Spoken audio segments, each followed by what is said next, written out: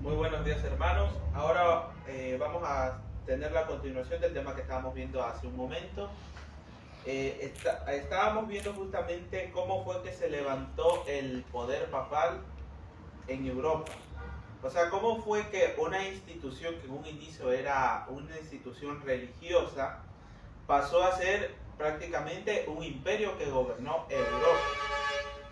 Bueno, ahora vamos a seguir con lo que estábamos viendo y vamos a retomar nuevamente lo que la Biblia nos dice sobre el periodo de duración que tendría el papado.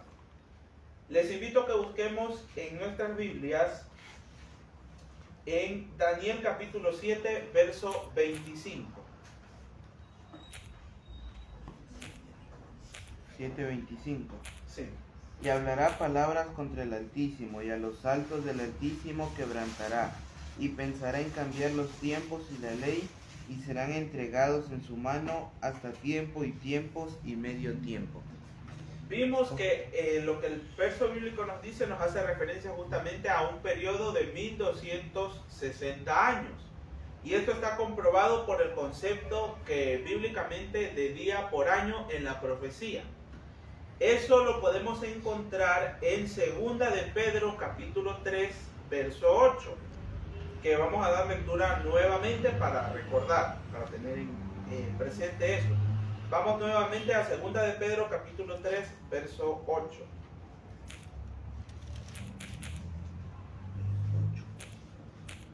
Mas, oh amados, no ignoréis esto, que para con el Señor un día es como 1000 años y 1000 años como un día. Aquí vemos, se comprueba justamente lo que acabamos de mencionar, que corresponde a un periodo de 1260 años, porque 3 años y medio corresponde justamente a 1260 días. Y en la profecía se corresponde el concepto de día por año. Y en la Biblia también podemos encontrar otra expresión aquí, por ejemplo, en algunos versos nos habla de 42 meses. Ese periodo corresponde justamente al mismo periodo, que es de 1260 años, o como será ahora en el futuro, de 1260 días literales. Ahora, ¿qué pasó durante ese periodo de 1260 años? Durante todo ese tiempo el papado dominó y no hubo nadie que pudiera hacerle frente. O sea, durante ese periodo ellos tuvieron el poder y estuvieron libres de actuar como mejor les pareció. Y ahora sí, desde sus inicios fue un poder que se caracterizó justamente por no tener escrúpulos en hacer lo que fuera necesario para obtener el poder. ¿Cómo creen ustedes que serían esos líderes de ese mismo movimiento? ¿Cómo serían esos líderes? La historia está teñida de sangre. O sea, y justamente cuando vamos a ver cuáles son las páginas más oscuras de la historia, nos vamos a encontrar con que son las páginas de la historia del papado. Porque allí en su historia se han cometido atrocidades tremendas. Y el día de hoy vamos a ver solo algunos de esos ejemplos. El primero, por ejemplo, tenemos al Papa Juan XII. ¿Qué hizo este Papa? Fue elegido Papa a los 18 años. Su pontificado se caracterizó por organizar banquetes lujosos y extravagantes. Convirtió al Vaticano en una corte de excesos, con fiestas escandalosas e inmorales. O sea, ¿qué quiere decir? O sea, era un hombre que se acostumbró a una vida lujosa y extravagante. Y estas fiestas que se hacían en el Vaticano, no es que eran una fiesta donde solamente la gente iba a comer y a beber. O sea, no era solamente de eso. Inclusive en varios casos, como lo veremos más adelante, estas fiestas culminaban en orgías. Y esto dentro del Vaticano. O sea, eran actos completamente inmorales.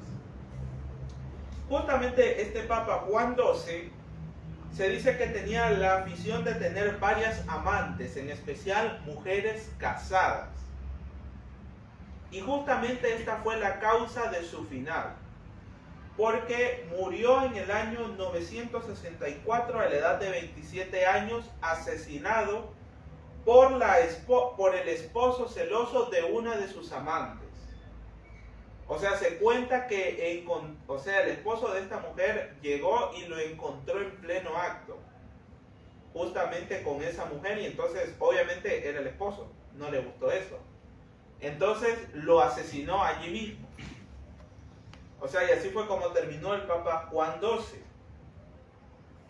Ahora vamos con Alejandro VI, que es considerado uno de los peores papas.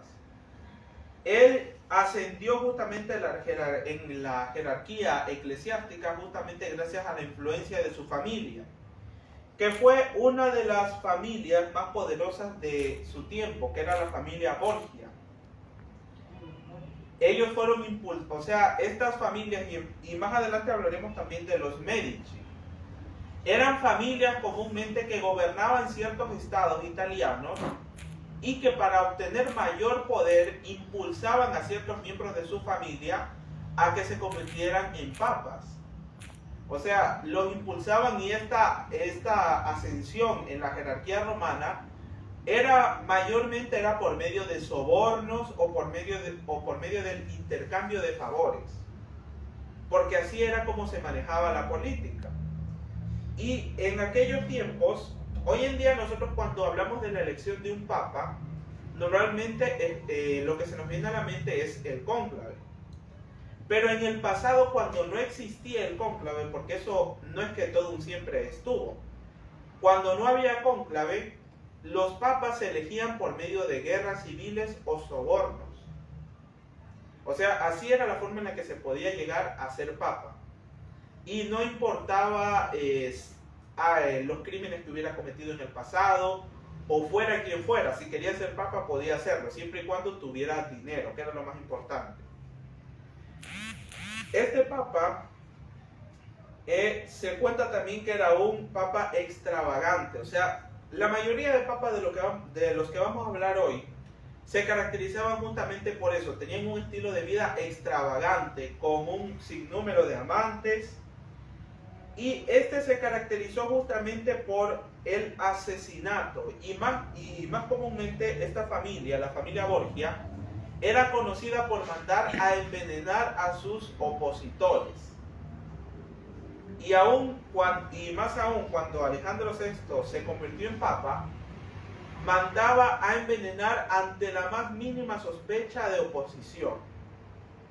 O sea, era también tirano. O sea, no toleraba ni un poco de oposición. Pero su vida quedó marcada por un escándalo aún más grande. Porque hay rumores que indican que él cometió incesto con su propia hija. Y a la vez esta muchacha cometió incesto con su hermano. O sea, tanto como padre e hijo compartían a esa misma mujer. O sea, eso está registrado que sí llegó a suceder. Y esto no es que tuvo un desenlace pacífico ni nada por el estilo.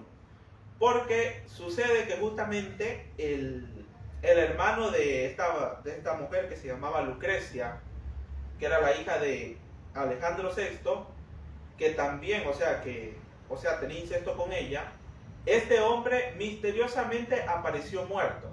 Y según los rumores indican que fue el propio Alejandro el que lo mandó a matar, justamente por celos, porque no toleraba compartir a la misma mujer.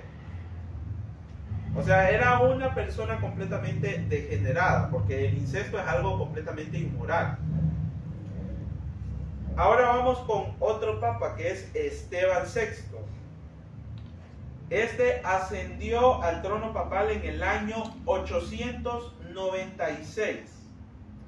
Y este papa quedó marcado justamente por un acto completamente que parecería sacado de una película de terror.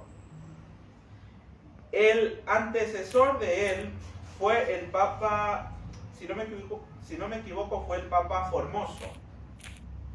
Y él llegó a un punto, justamente el papa Formoso fue destronado, fue asesinado. Y él llevó su obsesión de querer acabar con el legado de su predecesor a un nivel tal que, a pesar de que había muerto 9 meses antes, mandó a que desenterraran el cuerpo, lo hizo vestir con ropas papales y lo sometió a un juicio. O sea, es alguien que está enfermo de la cabeza.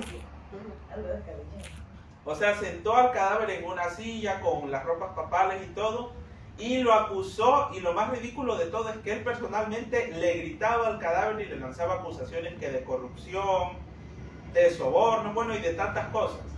Obviamente el cadáver nunca le iba a contestar. O sea, y ese juicio tan ridículo se llevó a cabo, y el Papa Formoso, el muerto, fue declarado culpable porque no se defendió. Y entonces le hicieron cortar los 2 dedos con los que daba la bendición, y hizo arrojar el cuerpo del Papa Formoso al río Tíber.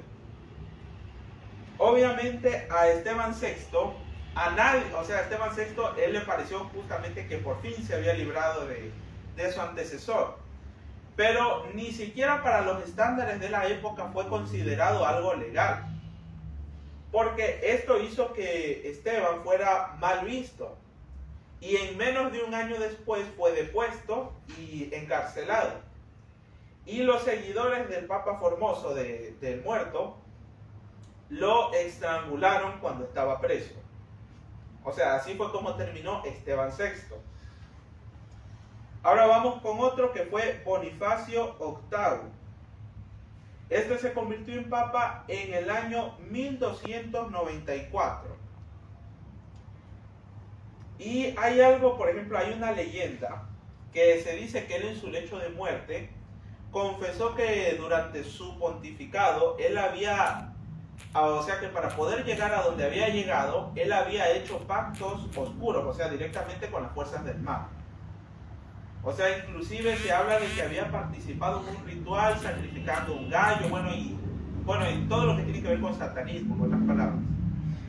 Él personalmente se dice que él confesó en su lecho de muerte haber cometido eso, y que todas sus acciones las hizo guiadas justamente por medio de esos espíritus que él invocaba.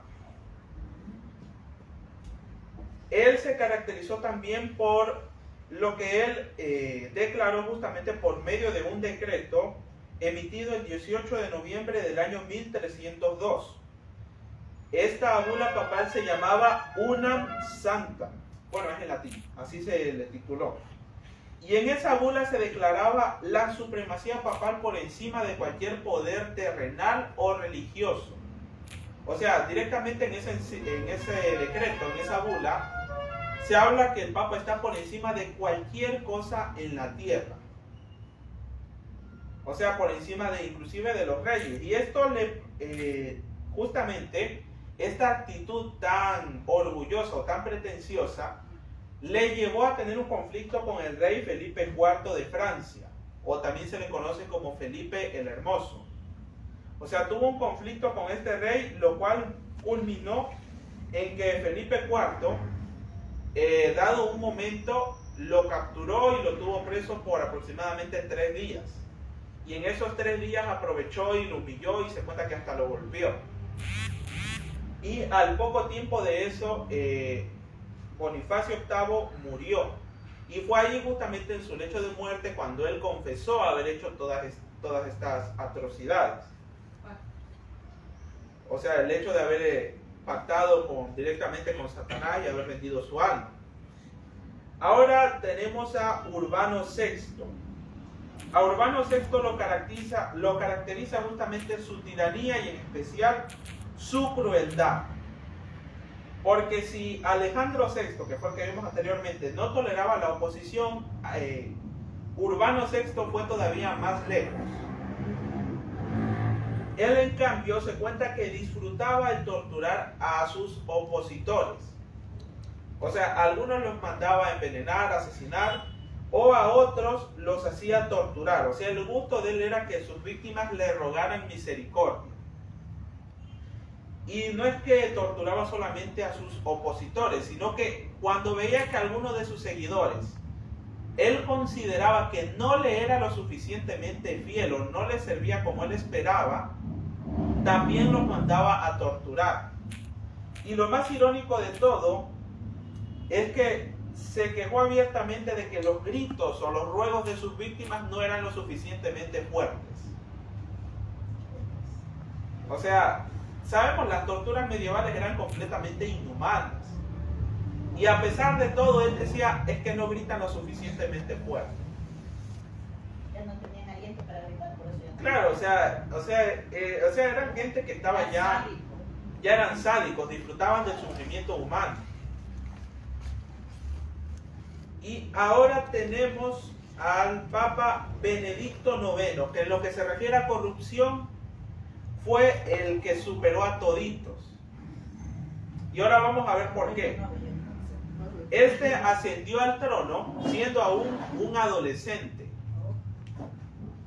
Era miembro de una de las familias nobles de Roma, o sea, de esas familias poderosas, en este caso de Roma. Y llegó al trono tras ganar una guerra, o sea, por medio de esos enfrentamientos él pudo llegar a ser papa. Y cuando llegó al cargo tenía exactamente 19 años. Y usó ese puesto ¿para qué? Para enriquecerse a sí mismo y a su familia. O sea, comenzó a poner en los cargos más altos de la iglesia a sus familiares.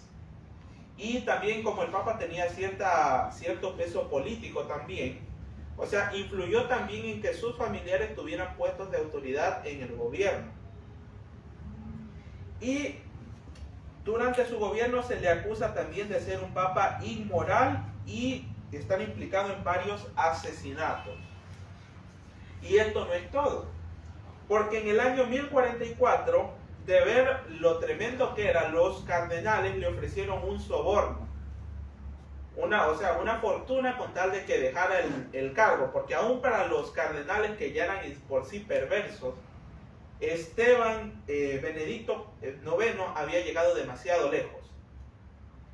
Entonces él acepta ese soborno y se dice que esta fue la primera vez en la historia que un papa vendió su cargo. Y no es que el asunto quedó allí, porque acepta el soborno y se elige a un nuevo papa llamado Silvestre III. Y no había pasado ni un mes todavía de que él había dejado el trono papal, y nuevamente su familia decide ponerlo en el trono otra vez. O sea, nuevamente decide que quiere ser papa. Y comienzan una guerra y ya sabemos, enfrentamientos entre facciones en Roma.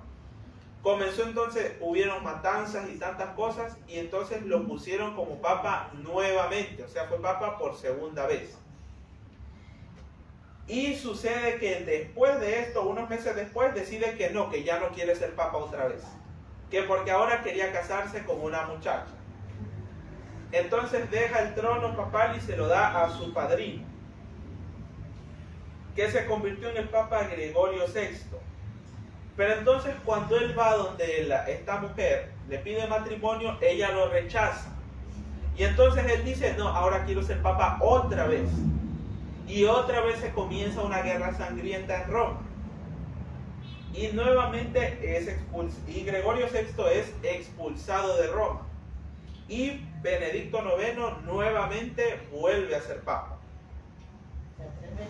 Sí, fue el único papa en toda la historia que ocupó el cargo por 3 veces, o sea, en 3 periodos.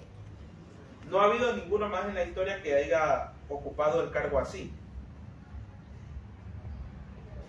Y esto sucedió relativamente en menos de un año, o sea, ya para 1048, porque, o sea, por ahí aproximadamente fue un periodo como de 4 años. En 4 años él ocupó el cargo 3 veces. Y ya para el año 1048 los cardenales decidieron expulsarlo definitivamente. O sea, ahí ya no pudo volver a ser papa otra vez. Pero a raíz de esto se comenzó a, ¿cómo se dice? Allí es que se crean las elecciones públicas para elegir a un papa. Pero como siempre sabemos, la corrupción en el Vaticano es un mal de no acabar. Comenzaron las elecciones públicas y comenzó a haber la compra de votos. O sea, aparentemente era una elección supuestamente que los cardenales decidían de por sí mismos, pero en realidad ellos vendían sus votos. Y entonces, a raíz de esa corrupción, ahí es que se inventa lo que hoy nosotros conocemos como el cónclave, que es cuando los cardenales se encierran en un recinto apartado y allí es donde votan. Pero conocemos nosotros muy bien que igual esas elecciones son amañadas porque hay intercambio de favores también en eso.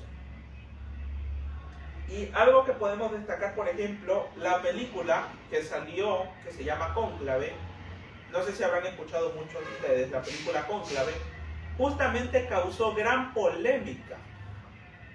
¿Por qué? Porque nos muestra a una iglesia católica que aparenta estar unida, pero por dentro hay disputas internas. Y allí se muestra justamente que para elegir a un nuevo papa hay justamente esto de los sobornos, intercambios de favores y tal cosa. Y justamente a muchos les indignó y al Vaticano le indignó que se haya sacado una película mostrando una cosa así. Porque ellos en la actualidad dicen que ya el Vaticano ya es diferente, los cónclaves son legales. Sabemos nosotros muy bien que es una institución completamente corrupta. Y ahora vamos con el Papa León X. Si recordamos cuando estudiamos en el conflicto de los siglos, en la época de Martín Lutero, León X justamente era el Papa que gobernaba en ese momento, cuando Martín Lutero comenzó la Reforma Protestante. Es conocido por declarar lo siguiente cuando ascendió al trono papal: si Dios nos ha dado el papado, disfrutémoslo. En cuestión, en cambio, de extravagancia y lujos, León X superó a todos sus antecesores, porque durante su reinado vació por completo las arcas papales. O sea, sabemos muy bien que la iglesia cobraba diezmos, cobraba las misas de muertos.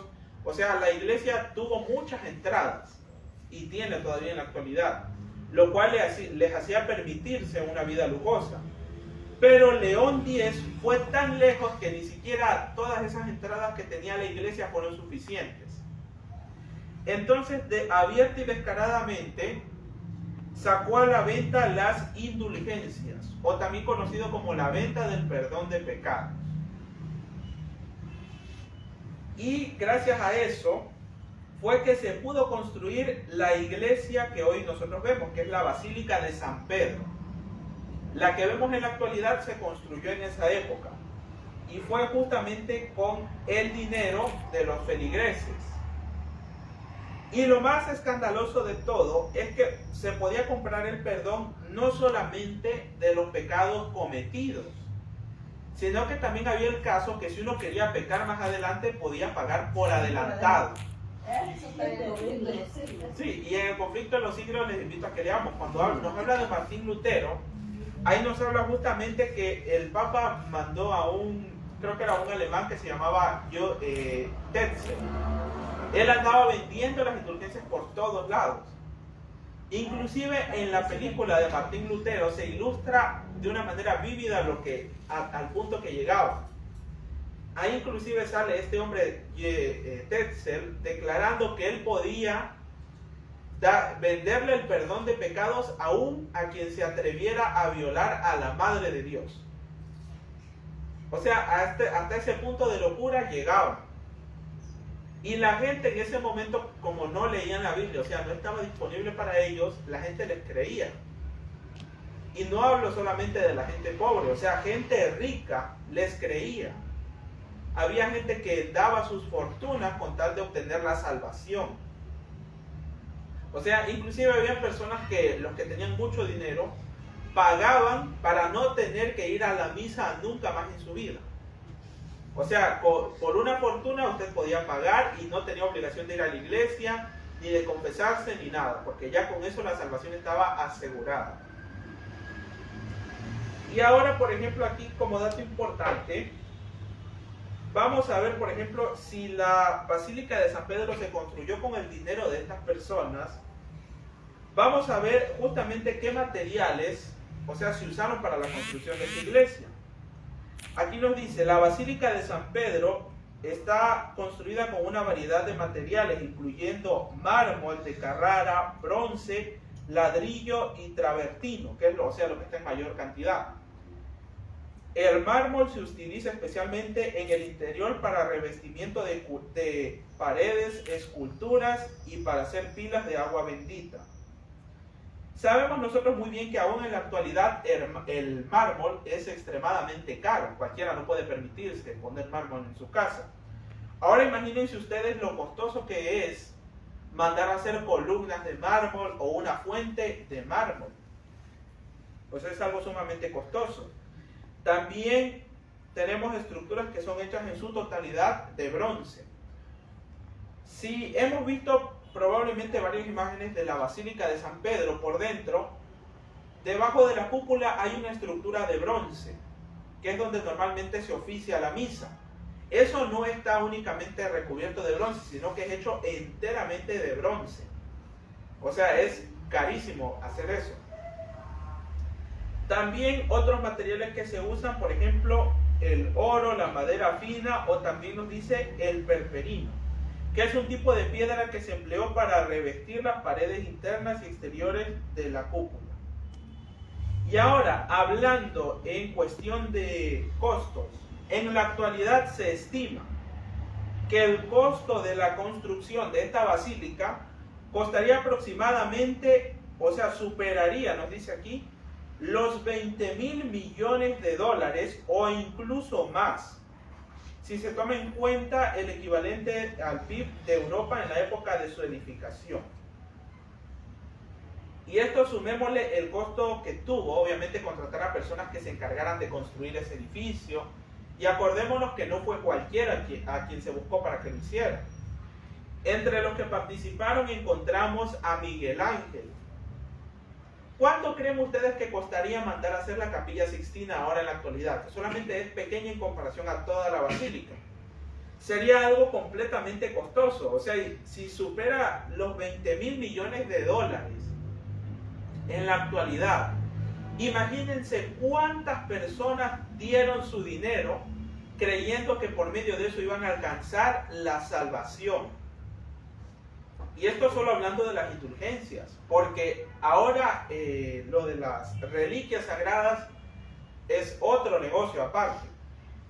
Se decía que el hecho de que uno se acercara a ver una reliquia, eso le garantizaba a uno una reducción de años en el purgatorio. Habían iglesias que decían tener leche sacada de los senos de la Virgen María. Otras que decían tener el plato supuestamente donde comieron los ángeles cuando visitaron a Abraham, cuando le dijeron que tendría un hijo. Otros que tenían astillas de la cruz, otros que tenían clavos de la cruz. Inclusive hay una frase que dice, si se reunieran todas las astillas de madera de la cruz, supuestamente que dicen tener algunas iglesias, se podría construir un barco. O sea, a ese punto llegó el negociado del papado en ese tiempo. Y ahora otro caso aún más escandaloso que la iglesia no lo quiere reconocer, pero es algo que sí sucedió.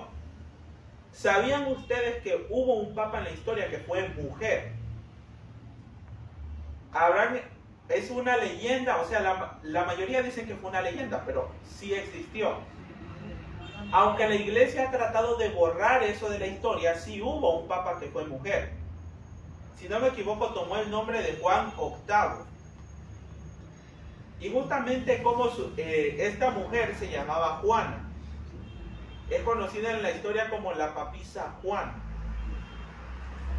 Inclusive Martín Lutero, en lo que él dejó registrado sobre su visita a Roma, él relata que en una de las calles de Roma había una estatua de una mujer con los atuendos de papa sosteniendo a un niño. O sea, similar a lo que nosotros vemos a las representaciones de la Virgen con el niño. La historia justamente de esta mujer, se dice que ella fue ascendiendo en la jerarquía eclesiástica de una manera sobrenatural, podríamos decirle, porque para su tiempo ella, según se cuenta, desde que era una niña, ella mostró una inteligencia que sobresalía. Y de esta manera ella se vistió como hombre y llevó el pelo corto y se hizo llamar Juan. Entonces fue en monasterios y iba destacando por su gran agudeza mental y todo. Entonces llegó a Roma hasta que finalmente lo menos que se esperaba fue que llegó a ser elegida como un papa. pero hasta ese momento nadie sospechaba que era mujer. Obviamente habían algunos enemigos que sospechaban que era una mujer, porque se cuenta que en cierto momento se llegaron a encontrar prendas femeninas entre sus pertenencias en el Vaticano. Pero igual, como era el Papa, obviamente logró ocultar ese escándalo. Pero sucede que todo llegó a su, o sea, ese engaño llegó a su fin en una ocasión porque Juana, disfrazada como Papa, iba en una procesión. Y de un momento a otro se cuenta que sintió un dolor agudo en el vientre. Y ya se imaginarán por qué era ese dolor. Sucede que estaba embarazada. Imagínense ese espectáculo. En medio de esa procesión, en medio de las multitudes en Roma, esta mujer entró en trabajo de parto. O sea, y ahí se dice que fue algo totalmente que dejó a la gente en shock. La gente comenzó a gritar que el Papa era una mujer, o sea, era completamente algo fuera de lo común. Algunos inclusive llegaban a decir que era una manifestación divina, que el Papa estuviera dando a luz. O sea, la gente ya no sabía ni qué mismo creer al ver eso tan sorprendente. Obviamente ahí, de aquí en adelante los relatos varían, porque algunos dicen que simplemente la exiliaron a otro lugar y que crió a su hijo tranquilamente por otro lado. Otros en cambio dicen que ese niño, obviamente, o sea, lo que en realidad fue que pasó fue un aborto que tuvo. Y que la multitud, al ver el engaño que esta mujer había hecho, la lincharon y la asesinaron allí mismo. O sea, no se sabe con exactitud qué pasó después, porque la iglesia ha borrado casi por completo los datos sobre esta mujer. Pero es algo que se conoce que sí sucedió. Ahora, viendo todo este montón de hechos horrorosos y espantosos en la historia, o sea, está plagado de corrupción, incesto, porque los ejemplos que acabamos de mencionar son solo uno de cuantos. Porque si nosotros vamos a estudiar a profundidad la historia de los papas, encontramos que la mayoría de ellos practicaban la sodomía, o inclusive hicieron sodomizar a sus madres, bueno, y puras cochinadas que encontramos allí. Porque obviamente no sería lo más apropiado profundizar tanto en esas atrocidades, pero ya con lo que hemos mencionado el día de hoy creo que es más que suficiente para quedarnos en claro que el papado no es una institución divina. O sea, y no tiene nada de santa. Y vuelvo y repito, con esto se refuerza la idea de que el papado, o sea, el papa es el representante de Satanás en la tierra. No es otra cosa. Y veamos ahora otra cosa importante. Profundicemos ahora un poco más en cómo era la relación del papado ahora con los gobernantes europeos, con los reyes. Vamos a Daniel capítulo 11, verso 32.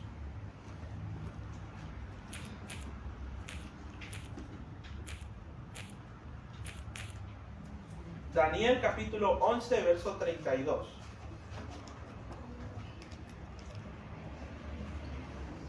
Con lisonjas harán pecar a los violadores del pacto, pero el pueblo que conoce a su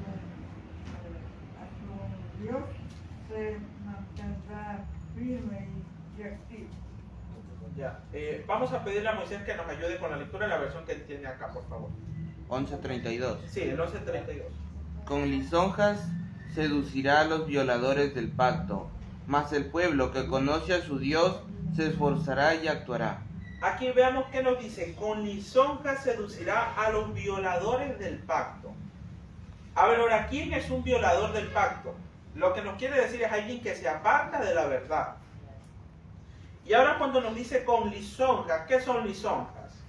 Vamos con los halagos, con los premios. Y ahora, justamente esto es muy importante para que podamos comprender la relación que tuvo el papado con los gobernantes. Cuando nosotros nos enseñaron sobre el supuesto, entre comillas, descubrimiento de América, ¿Cuáles son las figuras claves? Allí, ¿quiénes financiaron esto? Encontramos a la reina Isabel I de Castilla y a su esposo, el rey Fernando de Aragón. Y cuando nosotros vemos en la historia que se habla de ellos, se les llama siempre los reyes católicos. Y no sé, pero probablemente a muchos de nosotros nos haya surgido la pregunta, ¿por qué reyes católicos si todos en Europa eran católicos? O sea, el porqué de ese título. El Papa le daba ese título a un rey cuando hacía una gran ayuda a la causa de la Iglesia. Y en especial Fernando e Isabel colaboraron grandemente con Roma. Porque lo que hoy es España, hubo una época en la que estuvo dominada por musulmanes. Y ellos colaboraron con el Vaticano para expulsar a los musulmanes del territorio español. Y no solamente eso, sino que también había un alto número de judíos en España, en la antigüedad. Entonces ellos también los expulsaron. O sea, dieron un tiempo para que los judíos que estaban en territorio español se convirtieran, o si no deseaban convertirse, que salieran de sus territorios. Y entonces, por medio de eso, al expulsar esa influencia musulmana y a los judíos de España, el papado pudo acentuar su poder abiertamente en este país. Y vemos que hasta la actualidad España es un país católico, o sea, de mayoría católica. O sea, el catolicismo tiene una gran influencia en ese país. Y algo más, ellos ayudaron mucho al establecimiento de la Inquisición española en el año 1478. Ahora, si nosotros vamos a las páginas de la historia a hablar de la Inquisición, la que más destaca justamente es la Inquisición española. ¿Esto debido a qué? Porque fue la más eficaz en contrarrestar la herejía. O sea, fue una de las inquisiciones más crueles que hubo en toda Europa. O sea, si hablamos en sí de que la Inquisición es cruel, en España alcanzó su mayor auge, podríamos decirlo así. Allí se puso como inquisidor general a Tomás de Torquemada, que fue el primer inquisidor general. Que también justamente lo que tiene que ver este hombre también con el supuesto descubrimiento de América, fue justamente que los reyes católicos prácticamente entregaron a Roma el dominio de estas tierras. Porque si nosotros vamos a estudiar profundamente lo que nos enseñaron en la escuela y en el colegio como descubrimiento de América, está mal dicho, porque no fue un descubrimiento. O sea, fue la conquista de América, sería lo correcto. Porque aquí en América ya habían sociedades muy desarrolladas, o sea, no fue un descubrimiento que llegaron y encontraron un continente vacío.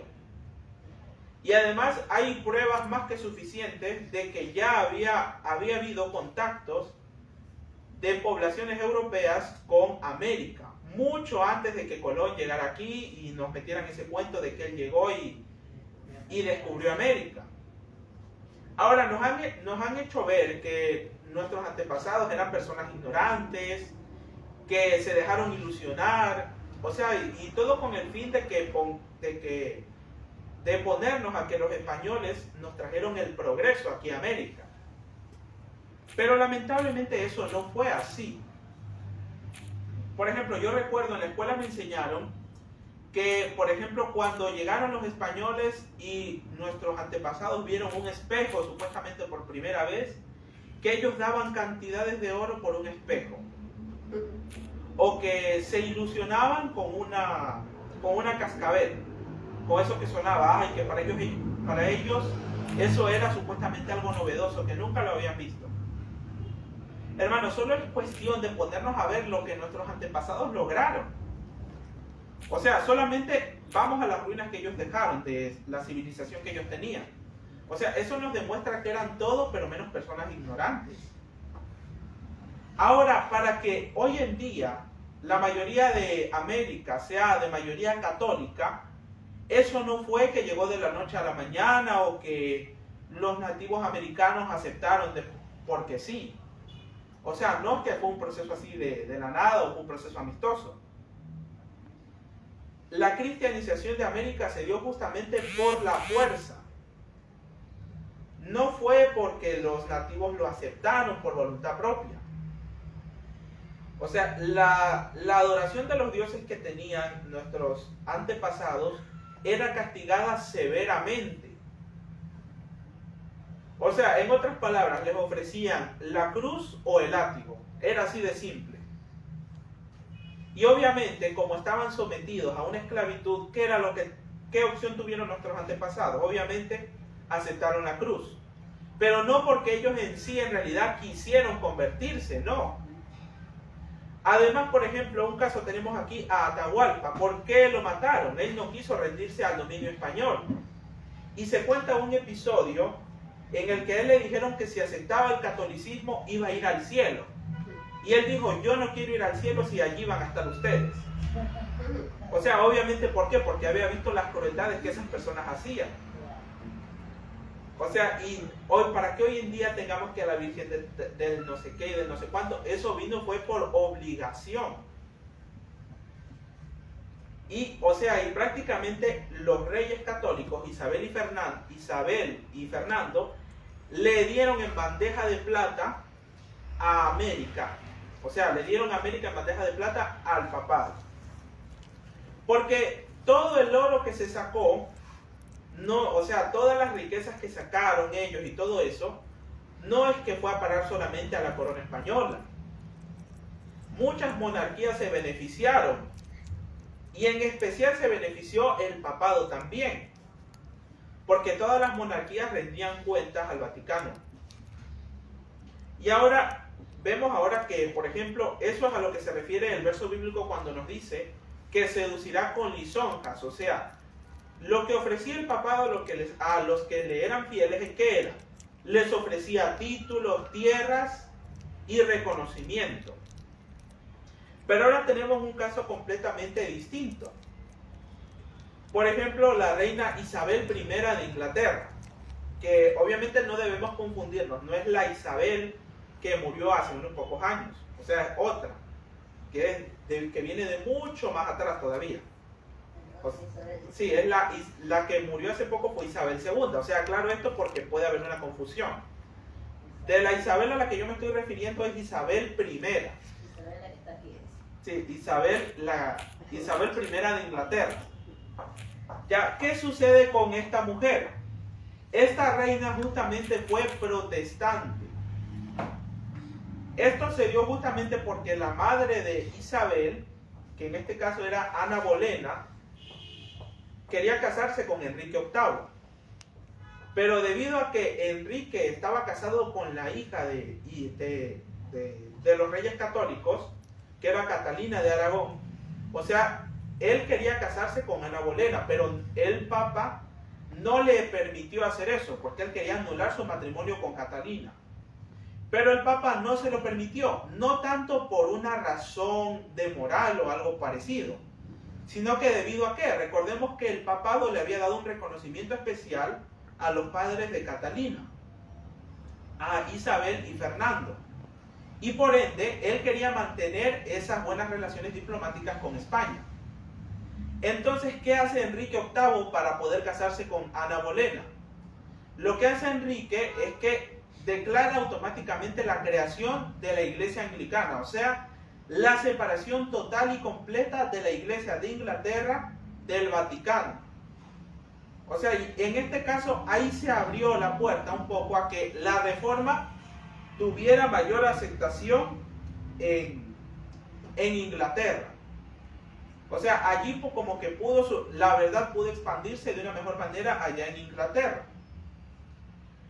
Y fue justamente por casarse con Ana Bolena que Enrique VIII separa la Iglesia de Roma de la de Inglaterra. O sea, hizo una separación. Y desde ahí en adelante Inglaterra fue un reino protestante. Y es por ende, aunque más adelante, bueno, ya hubo unos problemas, ya podríamos decir, internos de Inglaterra entre sus asuntos, porque Ana Bolena después fue decapitada, el rey acabó teniendo más esposas y todo eso. O sea, inclusive en eso también el Vaticano trató de influir. ¿Esto por qué? Porque cuando el rey dejaba a sus esposas, ellos rápidamente, por medio de sus emisarios, trataban de ponerle al rey una amante que fuera católica. O sea, su objetivo era volver a Inglaterra, a un país católico. Entonces, justamente Isabel I era protestante.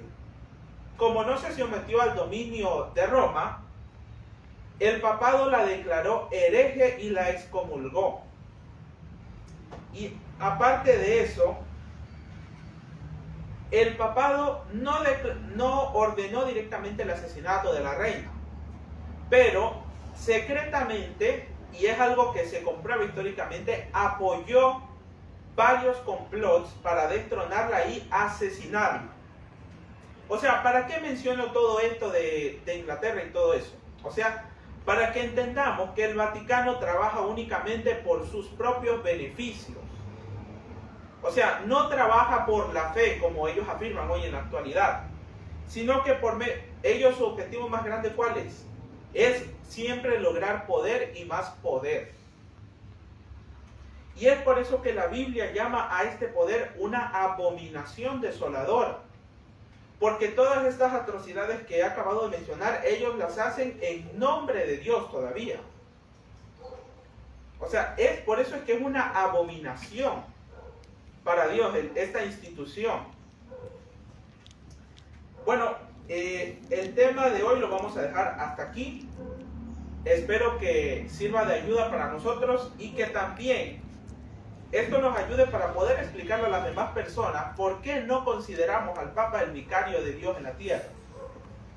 O sea, con esto queda absolutamente más que claro para todos que la institución en sí del papado es una institución de origen satánico. Y vuelvo y repito, con esto no atacamos a nuestros hermanos católicos. O sea, estamos hablando de la institución papal, no de los feligreses. Bueno, hasta aquí lo vamos a dejar el día de hoy. Espero que sirva de mucha ayuda para nosotros. Y para culminar, les invito a que nos postremos de rodillas para orar.